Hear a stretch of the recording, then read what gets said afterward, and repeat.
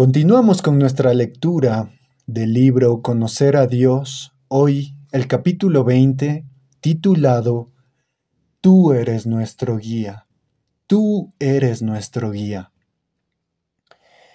Para muchos cristianos es un problema crónico encontrar dirección para su vida. ¿Por qué? No porque duden de que la dirección divina sea un hecho, sino precisamente porque están seguros de que lo es. Saben que Dios puede guiar y ha prometido guiar a cada creyente. Libros, amigos y oradores les informan sobre la forma en que la dirección divina ha obrado en las vidas de otros. Su temor, por lo tanto, no es que no haya guía disponible para ellos, sino porque puedan perder la guía que Dios les provee por alguna falta en ellos mismos. Cuando cantan, Guíame, oh tú gran Jehová, peregrino por esta tierra árida soy, débil, pero tú eres poderoso, tenme con tu mano fuerte, pan del cielo dame, ahora y por siempre. Cuando cantan esto, no les cabe la menor duda de que Dios puede guiarlos y alimentarlos tal como piden, pero la ansiedad los acosa porque no están seguros de su propia receptividad a la dirección que Dios les ofrece. No todos, sin embargo, han llegado a ese punto. En nuestros días, como ya lo hemos indicado con frecuencia, el conocimiento de Dios ha sido oscurecido, transformado en efecto en ignorancia de Dios, porque nuestros pensamientos acerca de Él han sido desviados. Así, por ejemplo, la realidad del gobierno de Dios, de la independencia de Dios, de la bondad moral de Dios, de que Dios habla, hasta de la personalidad de Dios ha sido cuestionada, no solo fuera, sino también dentro de la iglesia. Esto ha hecho que resulte difícil para muchos creer que puede existir siquiera la dirección divina. ¿Cómo puede existir si Dios no es la clase de ser que puede o desea darla? Y esto es lo que, de un modo u otro, implican todas estas inquietudes. Por esto, vale la pena recordar en este punto algunos de los conceptos básicos que presupone la dirección divina. Hablemos de que Dios tiene un plan. La creencia de que la dirección divina es real descansa sobre dos hechos fundamentales. Primero, la realidad del plan de Dios para nosotros y segundo, la habilidad de Dios para comunicarse con nosotros. La realidad del plan de Dios para nosotros y la habilidad de Dios para comunicarse con nosotros. Sobre estos dos hechos la Biblia tiene mucho que decirnos. ¿Tiene Dios un plan individual para cada uno? Por supuesto que sí. Dios tiene un propósito eterno, literalmente un plan para las edades, una buena administración en el cumplimiento de los tiempos, de acuerdo con el cual Él obra todas las cosas conforme al consejo de su voluntad, como dice Efesios capítulo 1 y el capítulo 3. Dios tuvo un plan para la redención de su pueblo de la esclavitud egipcia cuando los guió a través del mar y el desierto mediante una columna de nube de día y una de fuego de noche. Tuvo un plan para hacer volver a su pueblo del exilio babilónico, donde Él guió colocando a Ciro en el trono y despertando su espíritu, para que mandara a los judíos de vuelta a edificar su templo. Tuvo un plan para Jesús. Toda la misión de Jesús en la tierra consistió en hacer la voluntad de su Padre. Dios también tuvo un plan para Pablo. En 5 de sus cartas, Pablo se anuncia como apóstol por la voluntad de Dios. Dios tiene un plan para cada uno de sus hijos. Esa es la realidad. Pero, ¿puede Dios comunicarnos su plan? Claro que sí. Así como el hombre es un ser comunicativo, también su Hacedor es un Dios comunicativo. Hizo conocer su voluntad a los profetas del Antiguo Testamento y mediante ellos al pueblo. Guió a Jesús y a Pablo. El libro de los Hechos es un ejemplo claro de todo esto, puesto que registra varios casos de dirección detallada. Cuando Felipe fue enviado al desierto para encontrarse con el etíope eunuco, cuando Pedro recibió instrucciones de visitar a Cornelio, cuando la iglesia de Antioquía fue encargada de enviar a Pablo y Bernabé como misioneros, cuando Pablo y Silas fueron llamados a Europa, cuando Pablo fue instruido para que siguiera adelante con su ministerio en Corintio, y así podemos encontrar más ejemplos. Y si bien la dirección divina, mediante sueños y mensajes verbales directos, debe ser considerada excepcional y no normal, incluso para los apóstoles y sus contemporáneos, con todo, estos eventos por lo menos muestran que Dios no tiene ninguna dificultad para hacer conocer su voluntad a sus siervos. Además, la Escritura contiene promesas explícitas de dirección divina por las que podemos conocer el plan de Dios para nosotros. Dice Dios a David en el Salmo 32:8, yo te instruiré, yo te mostraré el camino que debes seguir. En Isaías 58:11 asegura que si el pueblo se arrepiente y obedece, el Señor te guiará siempre. La dirección de Dios es el tema principal en el Salmo 25, donde leemos que bueno y justo es el Señor, por eso les muestra a los pecadores el camino. Él dirige en la justicia a los humildes y les enseña su camino. ¿Quién es el hombre que teme al Señor? Este será instruido en el mejor de los caminos, dice el Salmo 25:12. Así también se señala en Proverbios 3:6, reconócelo en todos tus caminos, y Él allanará tus sendas. En el Nuevo Testamento surge la misma esperanza en cuanto a la guía divina. La oración de Pablo por los colosenses pidiendo que Dios les haga conocer plenamente su voluntad con toda sabiduría y comprensión espiritual, y la oración de Epafras para que plenamente convencidos se mantengan firmes cumpliendo en todo la voluntad de Dios.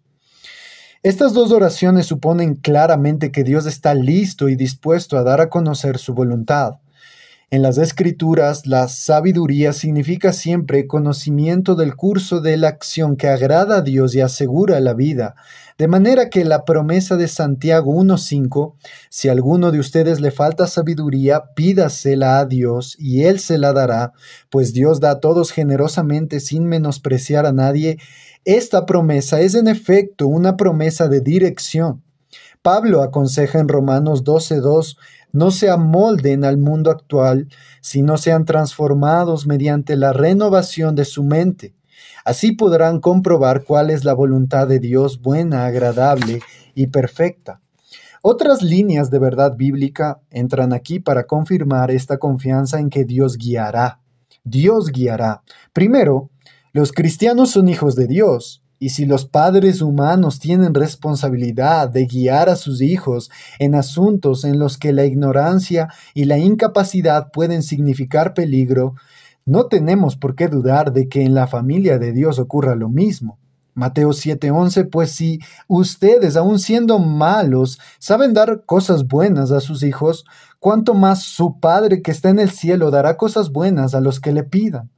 Además, la Escritura es la palabra de Dios, útil, leemos para enseñar, para reprender, para corregir y para instruir en la justicia, a fin de que el siervo de Dios esté enteramente capacitado para toda buena obra. Enseñar en este texto significa instruir de forma amplia en doctrina y ética, en la obra y la voluntad de Dios.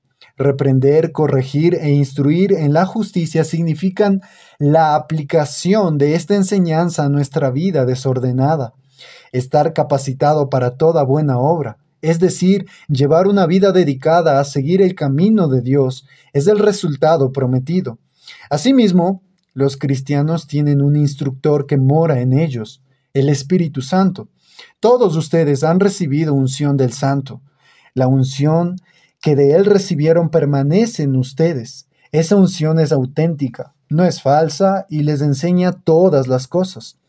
Esto es lo que dijo el apóstol Juan en 1 de Juan 2:20 y 27. Las dudas en cuanto a la disponibilidad de la dirección divina constituirán una mancha en la fidelidad del Espíritu Santo hacia su ministerio. Es notable que en Hechos 8, 10, 3 y 16, y más marcadamente en el decreto del Concilio de Jerusalén, en Hechos 15, 28, nos pareció bien al Espíritu Santo y a nosotros. La tarea de ofrecer guía se le asigna específicamente al Espíritu. La tarea de ofrecer guía se le asigna específicamente al Espíritu. De igual forma, Dios busca su propia gloria en nuestra vida, y Él es glorificado en nosotros únicamente cuando acatamos su voluntad. Se deduce que, como medio para sus propios fines, tiene que estar dispuesto a enseñarnos el camino, para que podamos andar en él. La confianza en la buena disposición de Dios para enseñar a quienes desean obedecer, esta es la base de todo el Salmo 119. En el Salmo 23:3, David proclama la realidad de la dirección divina para la propia gloria de Dios. Me guía por sendas de justicia por amor a su nombre, por amor a su nombre. Y así podríamos seguir. Pero la cuestión está suficientemente demostrada. Es imposible dudar de que la dirección divina sea una realidad destinada y prometida a cada hijo de Dios. Es imposible dudar de que la dirección divina es una realidad destinada y prometida a cada hijo de Dios. Los cristianos que no la conocen evidencian por esto mismo que no la buscaron como debían. Es razonable, por lo tanto, que nos preocupemos por saber si somos receptivos a la dirección de Dios o que procuremos aprender cómo obtenerla. Podríamos preguntarnos cómo recibimos guía. Hay cristianos sinceros que con frecuencia se equivocan cuando empiezan a buscar la dirección divina. ¿Por qué ocurre esto? Frecuentemente es porque tienen una idea errónea sobre la naturaleza y el método que Dios usa para guiar. Buscan fuegos fatuos, pasan por alto la guía que está al alcance de la mano y se exponen a toda clase de engaños.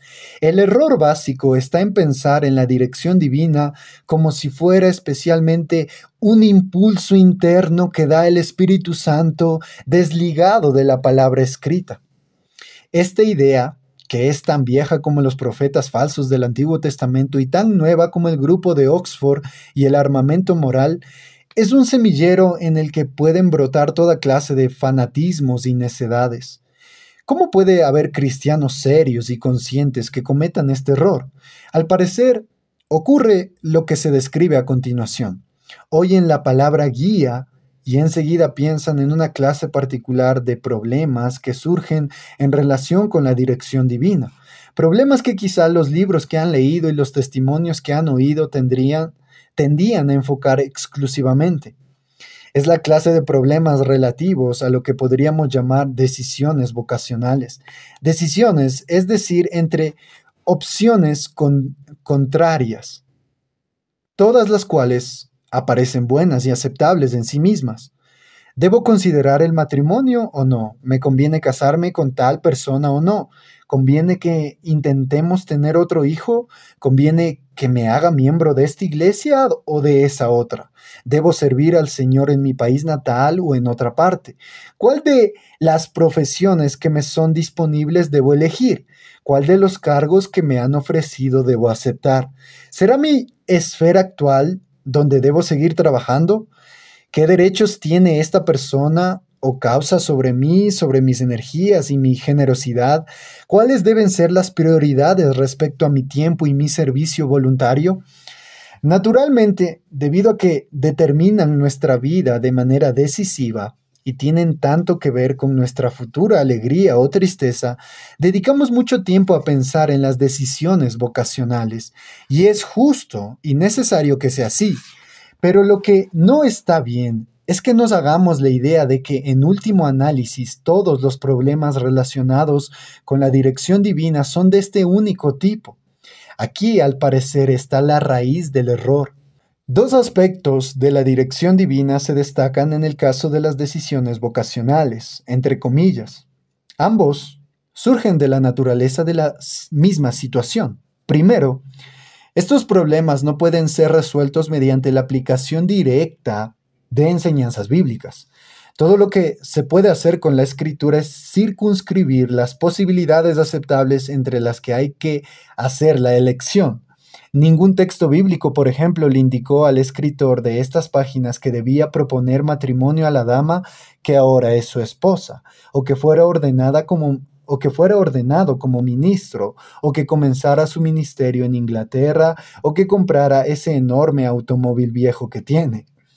Segundo, por el hecho mismo de que la escritura no puede determinar directamente las elecciones que uno tiene que hacer, el factor del impulso y la inclinación provenientes de Dios se vuelve decisivo.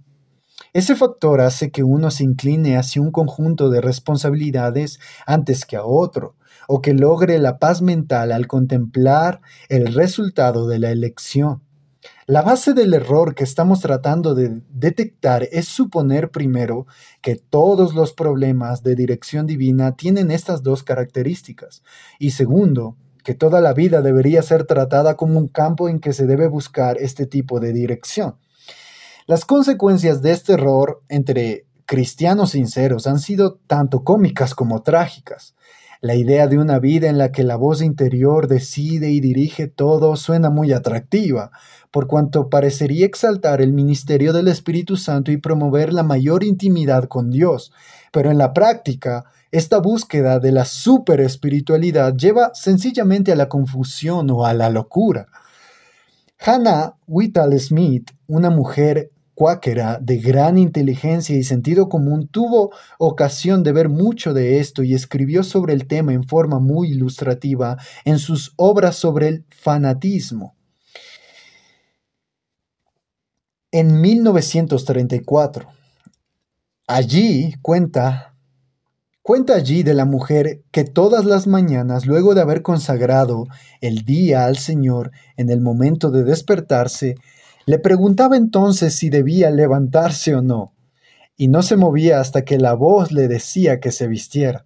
A medida que se ponía cada prenda, le preguntaba al Señor si debía ponérsela, y con mucha frecuencia el Señor le decía que se calzara el zapato derecho, pero no el otro. Algunas veces debía ponerse ambas medias, pero no los zapatos, otras veces los dos zapatos, pero no las medias, y lo mismo ocurría con las demás prendas de vestir.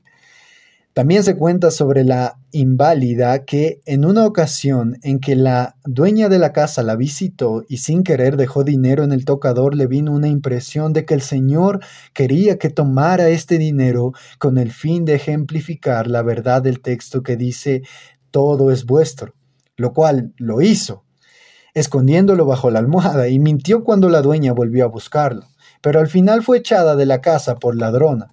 También leemos allí de una dama refinada y sencilla de edad madura, que explicaba que ha habido ocasiones en que con el fin de ayudar a algunos amigos a recibir el bautismo del Espíritu Santo, me he sentido claramente guiada por el Señor a hacer que se metieran en la cama conmigo y nos acostáramos de espaldas sin ninguna prenda que nos separara. Estos relatos patéticos son tristemente típicos de lo que ocurre cuando se ha cometido el error básico en relación con la dirección divina. Lo que demuestra esta conducta es la incapacidad de comprender que el modo fundamental por el que nuestro Creador racional guía a sus criaturas racionales es mediante la comprensión y aplicación racional de su palabra escrita. El Creador racional guía a sus criaturas racionales mediante la comprensión y aplicación racional de su palabra escrita. Esta manera de guiar es fundamental, tanto porque limita el área dentro de la cual se requiere y se da la guía vocacional, como porque solo los que se han hecho receptivos a esta guía, de modo que sus actitudes básicas sean correctas, pueden estar en condiciones de reconocer esta guía vocacional cuando aparece. En su aceptación acrítica de los impulsos no racionales y amorales como provenientes del Espíritu Santo, los amigos de Sarah Smith olvidaban que la vestimenta modesta y decente, el respeto a la propiedad y el reconocimiento de que la sensualidad no es espiritual ya eran asuntos de obligación bíblica. Pero la forma verdadera de honrar al Espíritu Santo como nuestro guía es honrar las sagradas escrituras de las que se vale para guiarnos, la guía fundamental que nos da Dios para moldear nuestra vida, es decir, el inculcar las convicciones, actitudes, ideales y valoraciones básicas en términos de las cuales debemos vivir. No es cuestión de impulsos internos aparte de la palabra, sino de la presión que sobre la conciencia ejerce la representación del carácter y la voluntad de Dios en la palabra, para cuya comprensión y aplicación ilumina el espíritu. La forma básica que toma la guía divina, por lo tanto, es la presentación a nuestra consideración de ideales positivos como líneas de conducta para todos los aspectos de la vida. Sean la clase de persona que era Jesús. Busquen esa virtud y aquella y la siguiente y practíquenlas hasta sus últimas consecuencias. Conozcan sus posibilidades, los esposos hacia sus esposas, las esposas hacia sus esposos, los padres hacia sus hijos y todos hacia todos los hermanos en la fe de Jesucristo y hacia todas las personas. Conózcanlas y procuren constantemente tener las fuerzas necesarias para cumplirlas. Así es como Dios nos guía por medio de la Biblia. Los proverbios, los profetas, el sermón del monte y las porciones éticas de las epístolas, que se aparte del mal y haga el bien, Salmos 34:14. Este es el camino real por el que la Biblia quiere guiarnos, y todas sus amonestaciones están encaminadas a lograr que permanezcamos en él. Nota que la referencia a ser guiados por el Espíritu de Dios en Romanos 8:14 se refiere a la mortificación del pecado conocido y a no vivir según la carne y no a cuestiones de voces interiores o experiencias similares. Solo dentro de los límites de esta dirección nos impulsará Dios interiormente en asuntos de decisión vocacional. Así que no corresponde esperar jamás que hayamos de ser guiados a casarnos con un incrédulo o a escaparnos con una persona casada mientras existan 1 Corintios 7:39 y el séptimo mandamiento. El que escribe ha conocido casos en que se ha invocado la dirección divina para ambos cursos de acción. No cabe duda de que existían inclinaciones internas, pero con toda seguridad no provenían del Espíritu de Dios porque iban en contra de la palabra. El Espíritu guía dentro de los límites que fija la palabra y no más allá. Salmos 23:3 dice: me guía por sendas de justicia y solo por ellas. Hablemos de 6 peligros comunes. Incluso teniendo generalmente ideas acertadas acerca de esa guía, sigue siendo fácil equivocarse, particularmente cuando se trata de decisiones vocacionales. Ninguna esfera de la vida ofrece un testimonio más claro de la fragilidad de la naturaleza humana, incluyendo aquí la naturaleza humana regenerada. La obra de Dios en estos casos consiste en inclinar primero nuestra capacidad de juzgar y luego todo nuestro ser hacia el curso que, de todas las alternativas posibles, ha marcado como la más conveniente para nosotros y para su gloria y el bien de otros a través de nosotros. Pero es posible apagar el espíritu, y es sumamente fácil proceder de un modo que impida que nos llegue su influencia. Vale la pena enumerar algunos de los peligros principales. En primer lugar, la falta de disposición para pensar. Tal cosa constituye una falsa piedad, un sobrenaturalismo malsano y pernicioso, el exigir impresiones internas que no tienen base racional y negarse a aceptar la invariable admonición bíblica a comprender. Dios nos hizo seres pensantes, y Él guía nuestra mente cuando en su presencia procuramos resolver las cosas, no de otro modo. En Deuteronomio 32:29 dice: si tan solo fueran sabios y comprendieran cuál será su fin. Entonces, en primer lugar, la falta de disposición para pensar. En segundo lugar, la falta de disposición para pensar con anticipación y comparar las consecuencias a largo plazo de los diversos cursos de acción.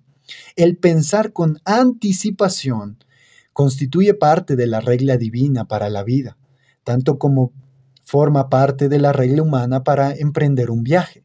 A menudo solo podemos ver lo que es sabio y acertado, y lo que es disparatado y desacertado, cuando consideramos el resultado a largo plazo.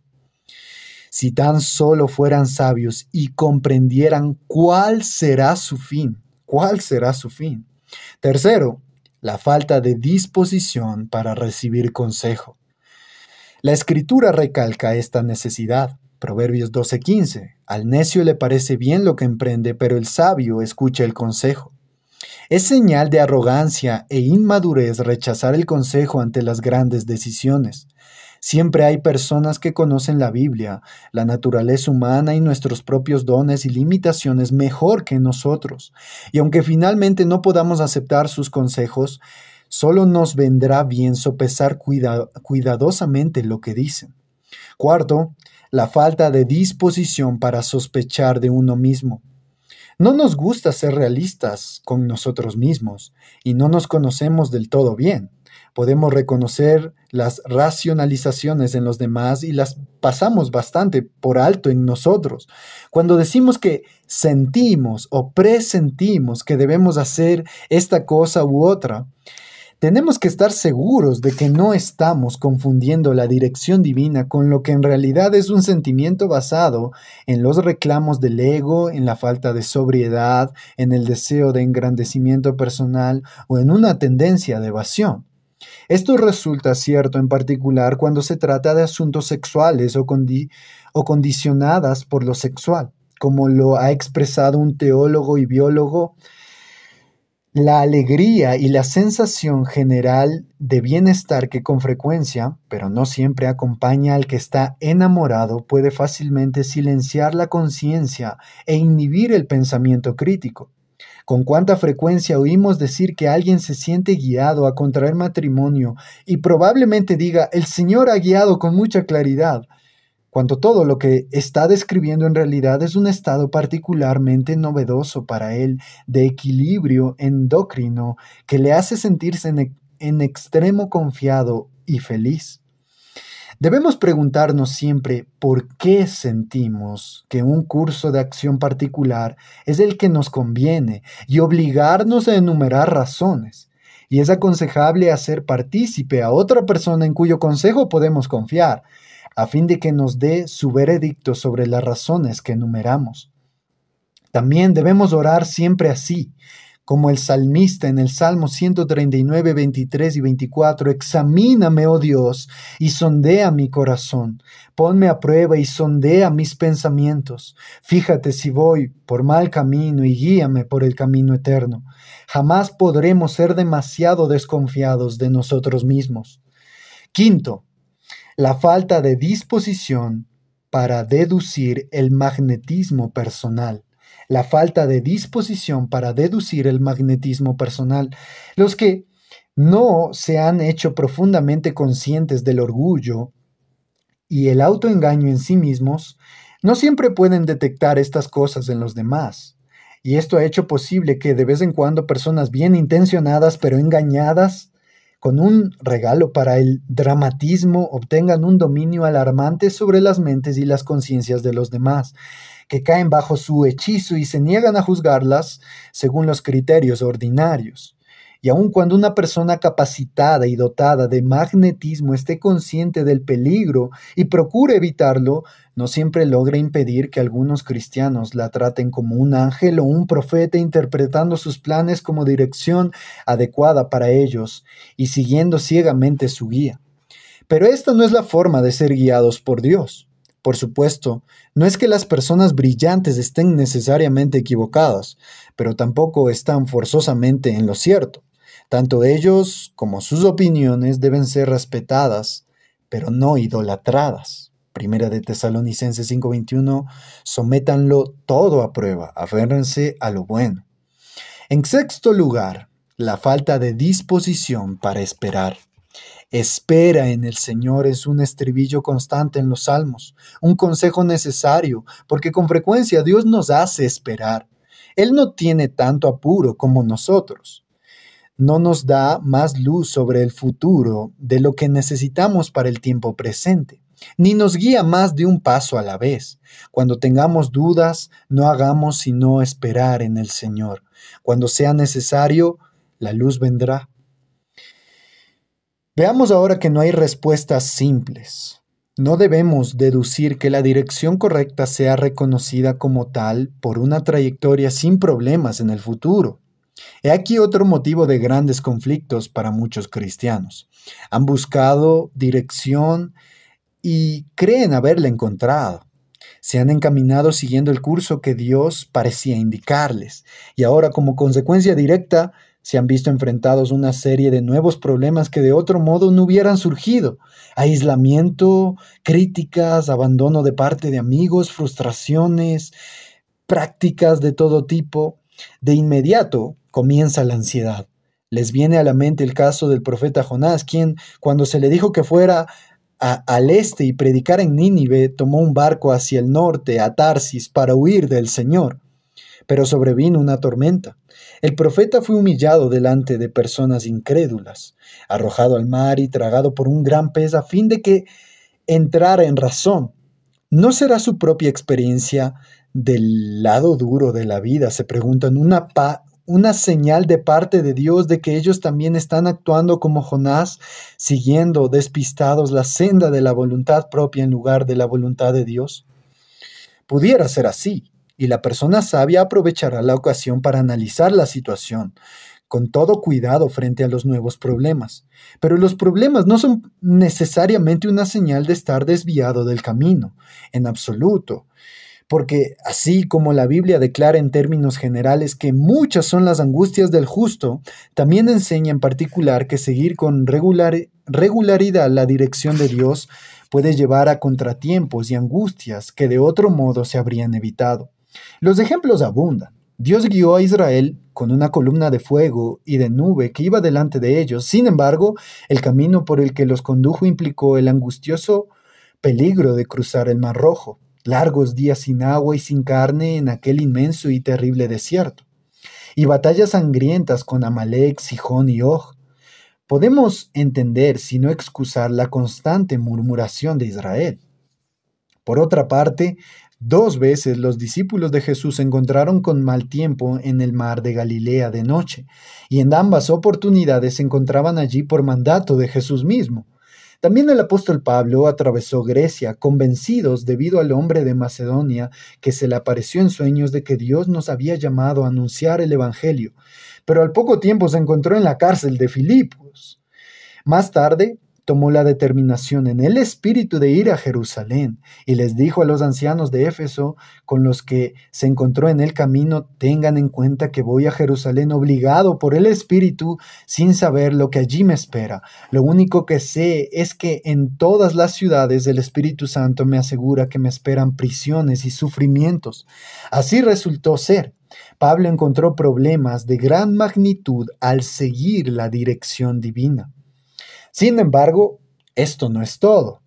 Para un ejemplo final y una prueba de la verdad de que seguir la guía de Dios acarrea dificultades, contemplemos la vida del Señor Jesús mismo. Ningún ser humano ha sido guiado jamás tan completamente por Dios, y con todo, ningún ser humano ha merecido en mayor medida la descripción de varón de dolores. La dirección divina distanció a Jesús de su familia y sus conciudadanos, lo puso en conflicto con todos los dirigentes nacionales, religiosos y civiles, y lo condujo finalmente a la traición, el arresto y la cruz. ¿Qué más pueden esperar los cristianos cuando permanecen en la voluntad de Dios? El discípulo no es superior a su maestro, ni el siervo superior a su amo. Si al jefe de la casa lo han llamado Belcebú, ¿cuánto más a los de su familia? Esas fueron las palabras de Jesús en Mateo 10, 24-25. Según todas las reglas humanas de cálculo, la cruz fue una pérdida. La pérdida de una vida joven, de la influencia de un profeta, del potencial de un líder. Conocemos el secreto de su significado y triunfo solo gracias a las propias declaraciones de Dios. De igual modo, la vida dirigida del cristiano puede parecer como pérdida, como en el caso de Pablo, que pasó años en prisión porque siguió la dirección de Dios que lo llevó a Jerusalén cuando podía haber estado evangelizando Europa todo ese tiempo. Dios no nos cuenta siempre el porqué ni el para qué de las frustraciones y pérdidas que son parte de la vida dirigida por Él. Una experiencia de Elizabeth Elliot, viuda y biógrafa del misionero martirizado que fuera su esposo, ejemplifica esto en forma notable. Confiando en la dirección de Dios, se dirigió a una tribu ecuatoriana para reducir su lengua a la forma escrita a fin de que se pudiera traducir la Biblia a este dialecto. La única persona que podía o quería ayudarla era un creyente de habla hispana que vivía en la tribu, pero antes de que hubiera transcurrido un mes, el hombre murió al recibir un disparo en una discusión. Durante 8 meses ella siguió luchando con el idioma prácticamente sin ayuda. Luego se mudó a otro campo de trabajo, dejando todo su archivo con el material lingüístico en manos de sus colegas a fin de que ellos pudieran continuar la tarea. En menos de 15 días supo que el archivo había sido robado. No existían copias, todo el trabajo había sido perdido. Humanamente hablando, era el fin de la historia. Ella dice: solo pude inclinar la cabeza ante el reconocimiento de que Dios es su propio intérprete. Debemos permitir que Dios haga lo que quiere hacer, y si piensas que conoces la voluntad de Dios para tu vida y estás ansioso por cumplirla, probablemente te espera un duro despertar, porque nadie conoce la voluntad de Dios para toda su vida. Así es, tarde o temprano la dirección divina que nos saca de las tinieblas para trasladarnos a la luz también nos llevará en sentido inverso de la luz a las tinieblas. Es parte del camino de la cruz. Cuando erramos el camino, si veo que he metido el automóvil en un pantano, debo darme cuenta de que he errado el camino. Pero este conocimiento no sería un gran consuelo si tuviera que quedarme allí y ver que el vehículo se hunde y desaparece. El daño ya estaría hecho y ahí terminaría la cosa. Es lo mismo cuando el cristiano se despierta a la realidad de que ha interpretado mal la dirección divina y se ha equivocado. ¿Es irreparable el daño? ¿Tendría que quedarse así toda la vida? Gracias a Dios que eso no es así. Nuestro Dios es un Dios que no solo restaura, sino que recoge nuestros errores y necedades en su plan para nosotros y saca el bien de ellos. Esto constituye parte de la maravilla de su misericordiosa soberanía. Yo les compensaré a ustedes por los años en que todo lo devoró.